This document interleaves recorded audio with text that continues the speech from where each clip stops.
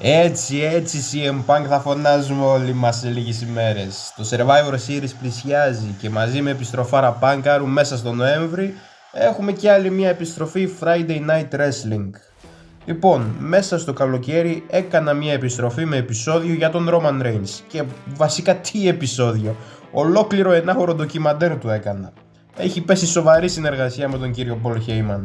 Λοιπόν, πέρα από το τρολάρισμα, ας πούμε και κάτι πιο σοβαρό. Αποφάσισα, μιας και έχω χρόνο αυτό το μήνα, να γυρίσω με ένα νέο και ξεχωριστό επεισόδιο για την εκπομπή. Σήμερα θέλω να μιλήσω για ένα θέμα λίγο πιο διαφορετικό από τα υπόλοιπα. Έχουμε συνηθίσει σε previews και reviews, απόψεις, bookings και αναλύσεις για κάποια θέματα σχετικά με το wrestling. Σήμερα όμως θα μιλήσω και θα αναλύσω το wrestling γενικότερα. Θα δούμε τι είναι το wrestling και πώς λειτουργεί. Είναι ένα δύσκολο θέμα για εξήγηση και χρονοβόρο εννοείται, αλλά θέλω να το κάνω για να μείνει αυτό το υλικό και στα ελληνικά δεδομένα.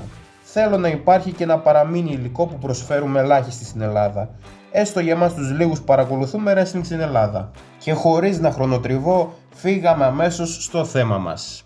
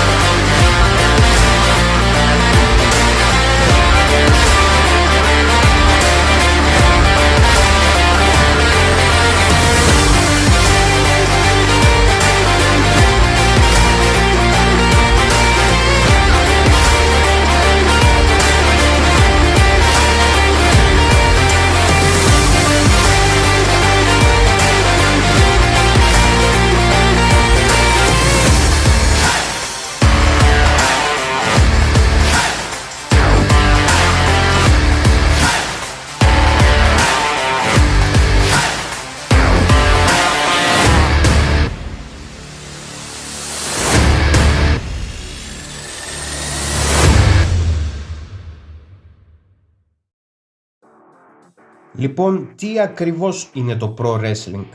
Το wrestling ή αλλιώς catch όπως το γνωρίζουμε εμείς είναι μια ξεχωριστή και πρωτότυπη μορφή ψυχαγωγίας. Η μαγική μας λέξη για σήμερα είναι η ψυχαγωγία. Η εισαγωγή του catch χρονολογείται περίπου στις αρχές του 20ου αιώνα. Ανά δεκαετίες πολλά promotions εμφανίστηκαν στο προσκήνιο και έλαμψαν, αλλά το ένα και μοναδικό που κατάφερε να μετατραπεί σε παγκόσμιο φαινόμενο είναι το γνωστό WWE. Το WWE και γενικότερα το wrestling έχει μια τεράστια και πλούσια ιστορία με πολύ ενδιαφέρον. Θα μεταφερθούμε πίσω στα μακρινά 50s. Το 1953 ιδρύθηκε η εταιρεία Capital Wrestling Corporation, το γνωστό CWC. Στην πορεία το 1963 άλλαξε την ονομασία σε World Wide Wrestling Federation, ενώ στις αρχές των 80s μετονομάστηκε σε σκέτο World Wrestling Federation. Το 1982 ο γνωστός σε όλους μας Vince McMahon ή αλλιώς Vincent Kennedy McMahon αγόρασε την εταιρεία από τον πατέρα του και τα υπόλοιπα είναι ιστορία που λέμε. Το 82 επίσης ξεκίνησε η θρυλική χρυσή εποχή και διήρκησε έως τις αρχές των 90s. Στην πορεία η εταιρεία έκανε άλλη μία και τελική μετονομασία. Το 2002 μετονομάστηκε σε World Wrestling Entertainment και παρέμεινε έτσι έως και σήμερα. Και αυτό ήταν μια σωστή απόφαση που ίσως και να έπρεπε να είχε πάρθει πριν χρόνια. Το wrestling, όπως προείπα, είναι πρωτίστως μία μορφή ψυχαγωγίας. Ένα μεγάλο ποσοστό του κόσμου όμως, είτε fans είτε όχι, εντάσσουν το προϊόν αυτό στα αθλήματα. Το wrestling όμως δεν είναι ακριβώς άθλημα. Σίγουρα περιέχει αθλητικές και μαχητικές ικανότητες, αλλά παρόλα αυτά δεν θεωρείται άθλημα. Είναι διαδραστικό θέατρο. Ο ίδιος ο performer ουσιαστικά παίζει με το κοινό. Είναι λες και ο παλαιστής ελέγχει το κοινό.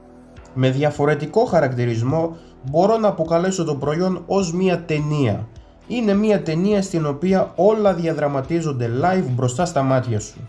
Και πολύ απλά η μαγεία κρύβεται στα storylines. Το wrestling είναι ιστορία και χαρακτήρες.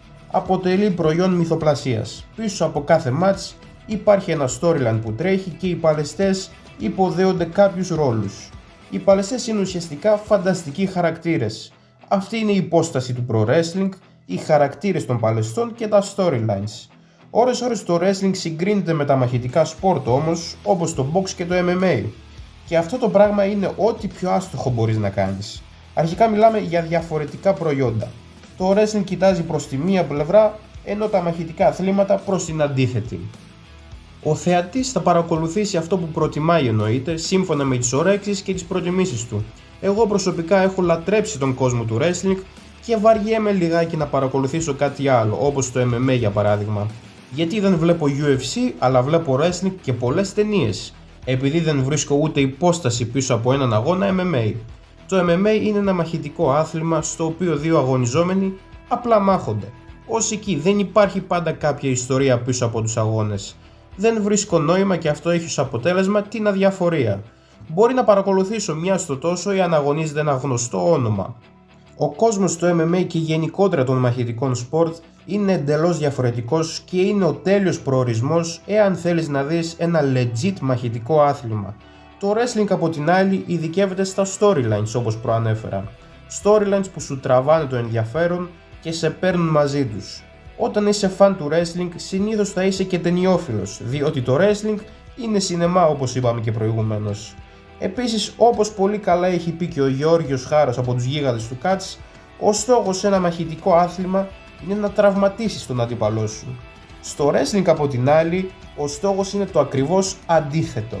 Ο στόχος είναι να παλέψεις safe και να προστατέψεις τον αντίπαλο ώστε να μην τραυματιστεί ο αντίπαλός σου ή εσύ ο ίδιος. Το catch ναι είναι ψεύτικο, το γνωρίζουμε όλοι μας. Αυτό όμως δεν σημαίνει πως το περιεχόμενο είναι ακίνδυνο. Το wrestling περιέχει πολλούς κινδύνους και ρίσκα. Είναι πολύ ρυψοκίνδυνο αλλά και δύσκολο. Και φυσικά πως περιέχει και πόνο.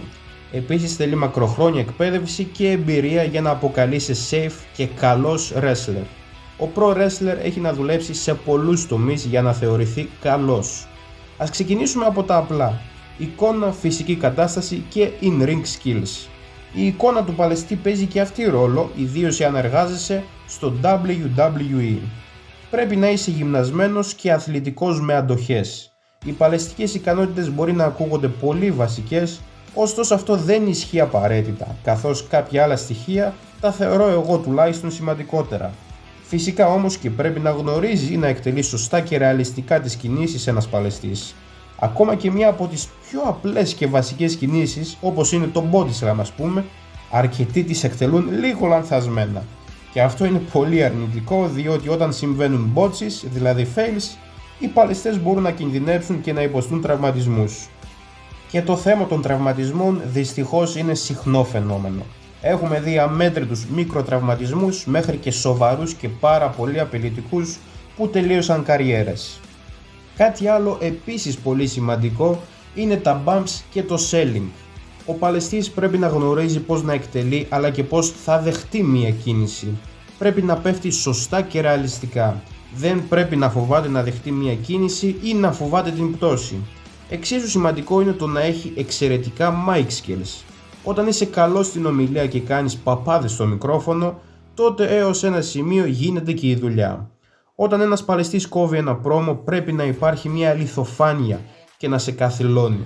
Και τέλος πρέπει να έχει και μια μεγάλη περσόνα. Η περσόνα, το gimmick, ο χαρακτήρας του παλαιστή δημιουργεί όλο το ενδιαφέρον. Ένα καλογραμμένο και ενδιαφέρον gimmick μπορεί να καλύψει τα σημεία στα οποία υστερεί ένας wrestler. Για παράδειγμα, ας δούμε την περίπτωση του Undisputed WWE Universal Champion Roman Reigns. Ο Roman στο παλαιστικό κομμάτι υστερεί. Είναι ένας μετριότατος παλαιστής, ίσως και κάτω του μετρίου. Αλλά έχει μια φοβερή περσόνα, πολύ βελτιωμένα mic skills και βγάζει ενδιαφέρον storylines εδώ και 3 χρόνια. Οπότε βλέπουμε γιατί πάει τρένο ο Reigns. Τώρα ας δούμε και το κομμάτι των αγώνων. Ένα match είτε είναι κανονικό wrestling match είτε κάποιο gimmick match πρέπει να έχει προσεκτικό booking και συνεννόηση μεταξύ των παλαιστών.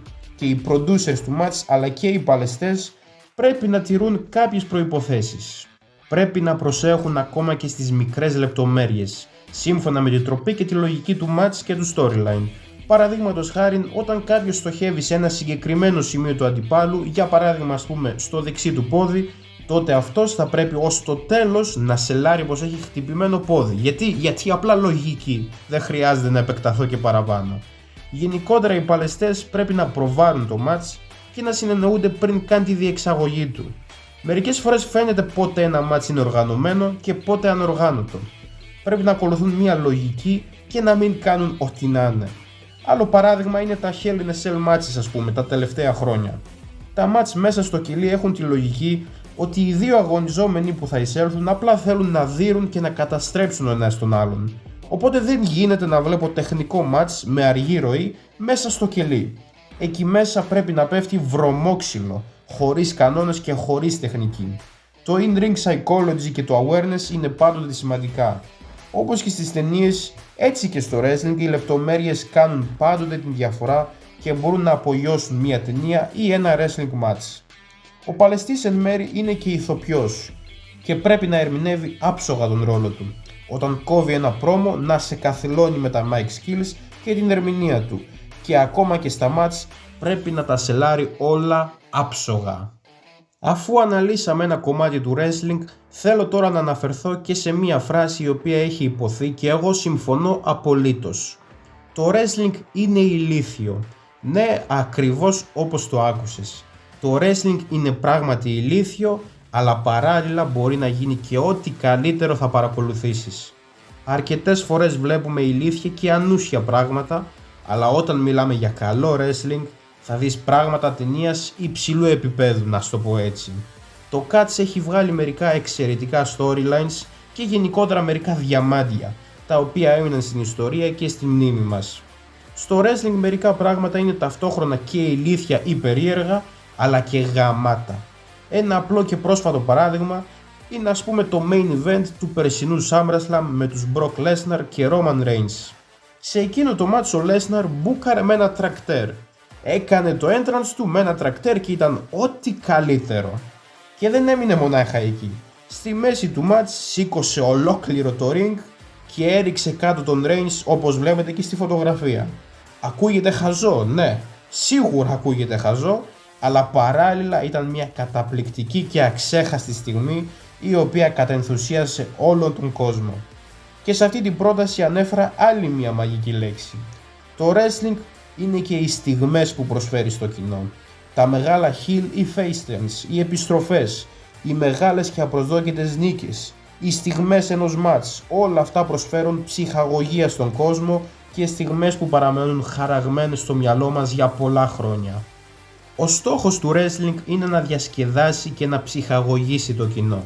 Είναι ένα σκηνοθετημένο show του οποίου ο σκοπός είναι να σου προσφέρει αξέχαστες στιγμές και να αποχωρήσεις χαρούμενος από το γήπεδο. Στο wrestling επίσης θα αντικρίσεις πάρα πολλούς χαρακτήρες.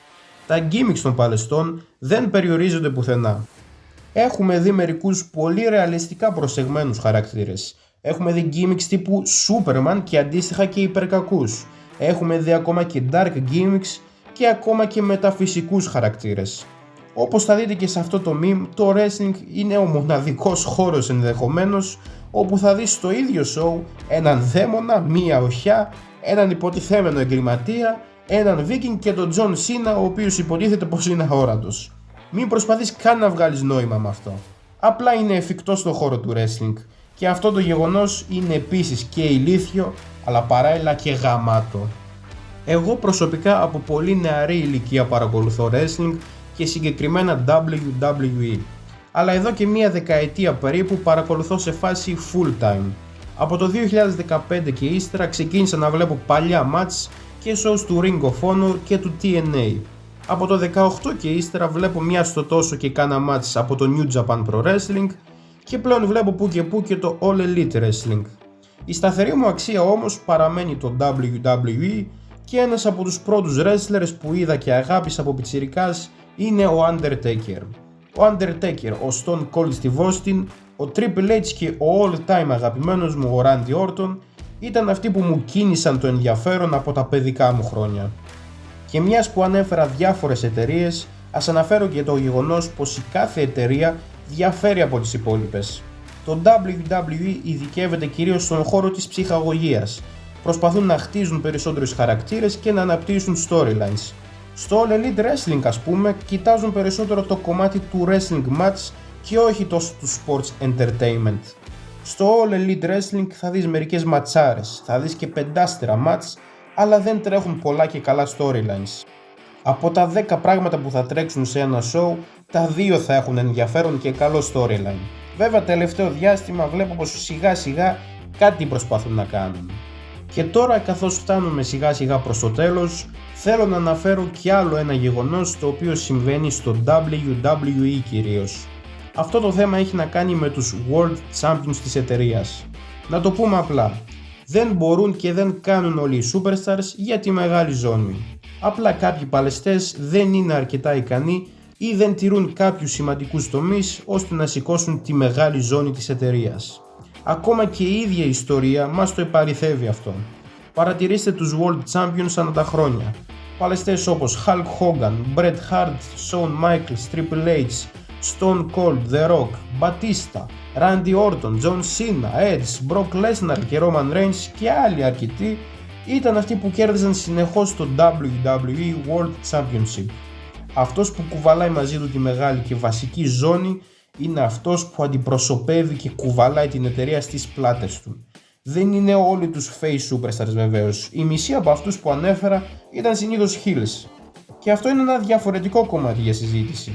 Ο μεγάλος champion πρέπει να φέρνει κόσμο, πρέπει να δείχνει σημαντικός, τεράστιος και να πείθει, πρέπει να ανεβάζει τα ratings και να κάνει τον κόσμο να λέει «Εγώ θα πάω να δω μόνο αυτόν». Τα τελευταία χρόνια υπάρχουν πολλαπλοί παλαιστές οι οποίοι μπορεί να είναι εξαιρετικά αθλητικοί και καλοί στο ring, αλλά δεν μπορούν να αποκτήσουν την άκρο σημαντική και ξεχωριστή σύνδεση με το κοινό και δεν μπορούν να παρουσιαστούν και να πείθουν ως τα κορυφαία ονόματα της εταιρείας. Ας δούμε για παράδειγμα την περίπτωση του Kofi Kingston το 2019. Ο Kofi στις αρχές του 19 βγήκε πολύ over. Ο κόσμος τον γούσταρε πολύ. Ξεκίνησε να παίρνει ένα singles push και εν τέλει κατάφερε μετά από πολλά εμπόδια να πάρει την ευκαιρία του για την μεγάλη ζώνη. Στην WrestleMania 35 αντιμετώπισε τον Daniel Bryan, ο οποίος ήταν ο κάτοχος του WWE τίτλο και όλος ο κόσμος, ακόμα και εγώ, ήμασταν όλοι από πίσω του. Όλοι θέλαμε τον Kofi να κερδίσει τον τίτλο και αυτό το όνειρο τελικά πραγματοποιήθηκε. Ο Kofi κέρδισε επιτέλους την ζώνη και όλοι χαρήκαμε. Ωστόσο λίγο αργότερα συνέβη το αναμενόμενο γεγονός. Όλοι τον βαρεθήκαμε. Θέλαμε Kofi Mania, την πήραμε και ούτε 2 μήνες αργότερα όλοι βαρεθήκαμε και εναντιωθήκαμε στον Kofi. Γιατί ο Kingston, καλός ή κακός, απλά δεν κάνει για World Champion. Δεν μπορεί να πουλήσει και να κουβαλήσει την εταιρεία σαν κάποιους άλλους. Δεν είναι World Championship material. Δείτε όμως και ένα ανάποδο παράδειγμα. Το 2017, όταν ο Jinder Mahal κέρδισε τον τίτλο, ένας τζομπεράς κυριολεκτικά από το πουθενά πήρε μεγάλο push και σήκωσε ξαφνικά την μεγάλη ζώνη. Και γιατί έγινε όμως αυτό και γιατί θεωρείται ως ένας επιτυχημένος πρωταθλητής? Επειδή υποτίθεται πως έχει καταγωγή από την Ινδία και πολλοί Ινδοί παρακολουθούν wrestling. Ήταν ένας κακός superstar, αλλά κατάφερε να φέρει κόσμο και να ανεβάσει τους αριθμούς. Έφερε όλη την Ινδία στο μαγαζί, οπότε ανέβασε και τα κέρδη. Γι' αυτό λοιπόν ήταν ένας επιτυχημένος World Champion και ας ήταν ένας κακός και αδιάφορος παλαιστής. Έτσι λοιπόν βλέπουμε πως το WWE Championship είναι για εκλεκτά άτομα, να το πούμε κάπως έτσι. Επίσης, εάν παρατηρήσουμε την ιστορία, θα δούμε ξεκάθαρα μερικούς wrestlers οι οποίοι ήταν οι top superstars της γενιάς τους. Πάντα υπήρχε και θα συνεχίσει να υπάρχει αυτός ο ένας που ξεχωρίζει και είναι το top όνομα της εταιρείας. Στην θρυλική Golden Era, ο νούμερο 1 ήταν ο Hulk Hogan. Ο Hogan ήταν ο πρώτος που έκανε το μεγάλο μπαμ και έκανε sold out αρένες και στάδια συνεχώς. Ο Hogan δεν ήταν απλά ένα τόσο μεγάλο όνομα, ήταν κάτι σαν εθνικός ήρωας για τους ανθρώπους. Ήταν τόσο αγαπητός. Και γι' αυτό λοιπόν ο Hogan είναι ο αληθινός greatest of all time. Μετά τον Hulkster πάμε στη New Generation Era, στην οποία τα top ονόματα ήταν η Bret Hart και Shawn Michaels. Και μεταφερόμαστε τώρα στην ίσως πιο εμβληματική εποχή και προσωπικά αγαπημένη μου. Στην Attitude Era στα late 90s, οι δύο κορυφαίοι superstars ήταν οι αγαπητοί Stone Cold Steve Austin και The Rock. Η Attitude Era ήταν μια χρονική περίοδος όπου πολλά άλλαξαν και η ιστορία γράφτηκε, καθώς ήταν η εποχή με τα Monday Night Wars. Οι εβδομαδιαίες μάχες της Δευτέρας ανάμεσα στο WWF και το WCW. Κάθε βράδυ της Δευτέρας μια μεγάλη διαμάχη μεταξύ των δύο μεγαλύτερων εταιριών στον χώρο, με τα δύο flagship show τους, Raw εναντίον Nitro. Αυτή ήταν η εποχή όπου το WWF έμεινε δεύτερο και για σχεδόν 2 χρόνια σερί έχανε στα ratings. Ωστόσο μετά το Montreal Screwjob τα δεδομένα άρχισαν να αλλάζουν και ύστερα στο 1998 το WWE με 3 ονόματα κατάφερε να φτάσει στο πάνθεόν του και να ξεπεράσει το WCW. Το WWF με το καθιερωμένο και εβδομαδιαίο τηλεοπτικό show του, το Monday Night Raw, έγινε πάρα πολύ hot και δημοφιλές και τα ratings έφταναν στον Θεό.